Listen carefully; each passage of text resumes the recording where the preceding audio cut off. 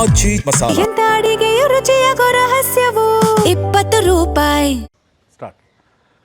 ಎಲ್ಲರಿಗೂ ನಮಸ್ಕಾರ ಸ್ನೇಹಿತರೆ. ಇವತ್ತು ವಿಶೇಷವಾಗಿ ಒಂದು ವಿಚಾರವನ್ನು ತಮ್ಮಲ್ಲಿ ಚರ್ಚೆ ಮಾಡಬೇಕು ಅಂಥೇಳಿ ಮತ್ತು ವಿಚಾರಗಳನ್ನು ತಿಳಿಸಬೇಕು ಅಂಥೇಳಿ ಹೇಳಲಿಕ್ಕೆ ಆಸೆ. ಏನಂತ ಹೇಳಿದರೆ ಕಸ್ತೂರಿ ರಂಗನ್ ವರದಿ ಬಗ್ಗೆ. ಏನು ನಮ್ಮ ಪಶ್ಚಿಮ ಘಟ್ಟದ ವಿಚಾರದಲ್ಲಿ ಸುಮಾರು 1500 ಹಳ್ಳಿ, ಅದರಲ್ಲೂ ವಿಶೇಷವಾಗಿ ಶಿವಮೊಗ್ಗ ಸುಮಾರು 480 ಚಿಲ್ಡ್ರೆ ಹಳ್ಳಿಗಳಲ್ಲಿ ಏನಿವತ್ತು ಕಸ್ತೂರಿ ರಂಗನ್ ವರದಿಯಲ್ಲಿ ನಮ್ಮ ರೈತರು ಇರ್ಬೋದು ಮತ್ತು ಆ ಕಡೆ ಭಾಗದ ಜನರು ಬೇರೆ ಬೇರೆ ಜಿಲ್ಲೆನೂ ಸೇರಿ ಎಲ್ಲೋ ಒಂದು ರೀತಿಯಲ್ಲಿ ಆತಂಕದಲ್ಲಿದ್ದಾರೆ. ನಾವು ನಿಜವಾಗ್ಲೂ ನೆನ್ಪು ಮಾಡ್ಕೊಳ್ಬೇಕಾಗತ್ತೆ. ಮಾನ್ಯ ಸಿದ್ದರಾಮಯ್ಯ ಸಾಹೇಬರಿಗೆ ನಾವು ಧನ್ಯವಾದಗಳನ್ನು ಹೇಳಬೇಕು.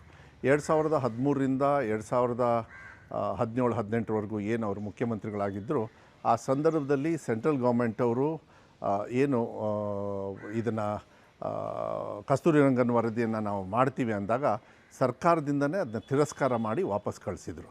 ಇವತ್ತು ಮತ್ತೆ ಏನು ಮಾಡಿದ್ದಾರೆ, ಕರಡು ರೂಪದಲ್ಲಿ ಎಕೋಸೆನ್ಸಿಟಿವ್ ಏರಿಯಾ ಅಂತ ಹೇಳಿ ಮತ್ತೆ ಒಂದು ಸೆಂಟ್ರಲ್ ಗೌರ್ಮೆಂಟ್ ಅವರು ಮತ್ತೆ ಕೊಟ್ಟಿದ್ದಾರೆ. ಏನಂತ ಹೇಳಿದರೆ ಇದನ್ನು ಮತ್ತೆ ನಾವು ಹಾಕ್ತೀವಿ ಅಂಥೇಳಿ.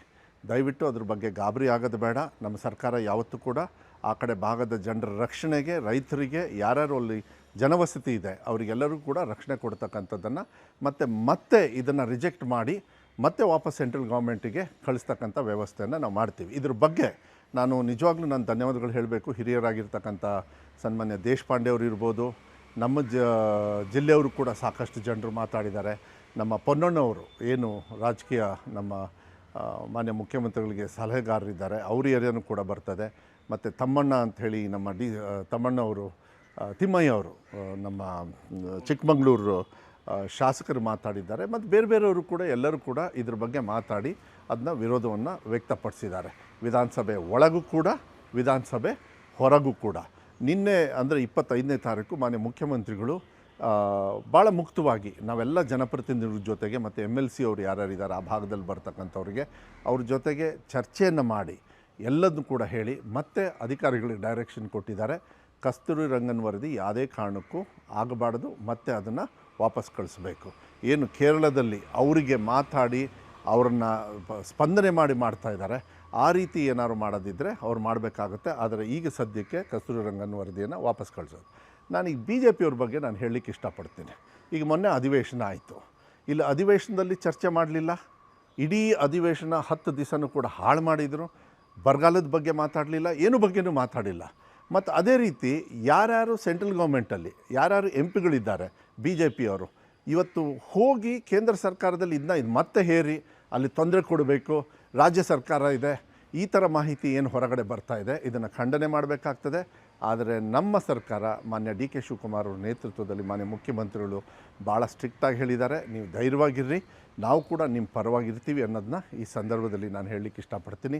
ಯಾರಾದರೂ ಇದನ್ನು ಹೋರಾಟ ಮಾಡಿ ನಾವು ಏನೋ ಒಂದು ದಿಕ್ಕು ತಪ್ಪಿಸ್ತೀವಿ, ಹಂಗೆ ಮಾಡ್ತೀವಿ, ಹಿಂಗೆ ಮಾಡ್ತೀವಿ ಅಂತೇಳಿ ಅದನ್ನ ಯಾರೂ ಕೂಡ ನೀವು ದಯವಿಟ್ಟು ನಂಬಕ್ಕೆ ಹೋಗಬೇಡಿ. ಒಳ್ಳೆ ರೀತಿಯಲ್ಲಿ ಯಾವತ್ತೂ ಕೂಡ ನಮ್ಮ ಸರ್ಕಾರ ಏನು ಕಸ್ತೂರಿ ರಂಗನ್ ವರದಿಯನ್ನು ಮತ್ತೆ ಕೇಂದ್ರ ಸರ್ಕಾರದವರು ಹೇರಿದ್ದಾರೆ ಅದನ್ನು ತದ್ವಿರುದ್ಧವಾಗಿ ನಾವು ಹೋಗ್ತೀವಿ. ಸುಮಾರು 20,000 ಚದರ ಕಿಲೋಮೀಟರ್ ಬರ್ತದೆ. ಮತ್ತು ಸುಮಾರು 1500 ಚಿಲ್ಡ್ರೆ ಹಳ್ಳಿಗಳು ಬರ್ತವೆ, ಕಾರವಾರ ಈ ಕಡೆ ಎಲ್ಲ. ಮತ್ತು ಶಿವಮೊಗ್ಗದಲ್ಲಿ 480. ಯಾರೂ ಗಾಬರಿ ಪಡೋದು ಬೇಡ, ನಾವು ಯಾವತ್ತೂ ಕೂಡ ನಿಮ್ಮ ಜೊತೆಗಿರ್ತೀವಿ.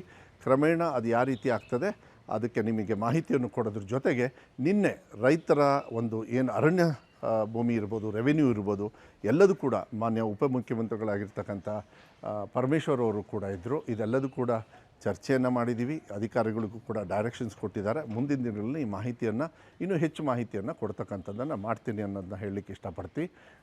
ಕಸ್ತೂರಿ ರಂಗನ್ನ ನಮ್ಮ ಸರ್ಕಾರ, ನಮ್ಮ ರಾಜ್ಯ ಸರ್ಕಾರ ವಿರೋಧ ಮಾಡಿದೆ. ನಾನು ಕೂಡ ವೈಯಕ್ತಿಕವಾಗಿ DK ಶಿವಕುಮಾರ್ ಸಾಹೇಬರು ಮಾನ್ಯ ಮುಖ್ಯಮಂತ್ರಿಗಳಿಗೆ ಮಾತಾಡಿದ್ದೀನಿ. ಎಲ್ಲರೂ ಕೂಡ ನಿಮ್ಮ ಪರವಾಗಿ ಇರ್ತೀವಿ ಅನ್ನೋದನ್ನ ಈ ಸಂದರ್ಭದಲ್ಲಿ ಹೇಳಿ ಕಸ್ತೂರಿ ರಂಗನ್ನ ವಿರೋಧಿಸಿ ಈ ಮಾತನ್ನು ಮುಗಿಸ್ಲಿಕ್ಕೆ ಇಷ್ಟಪಡ್ತೇನೆ. ನಮಸ್ಕಾರ.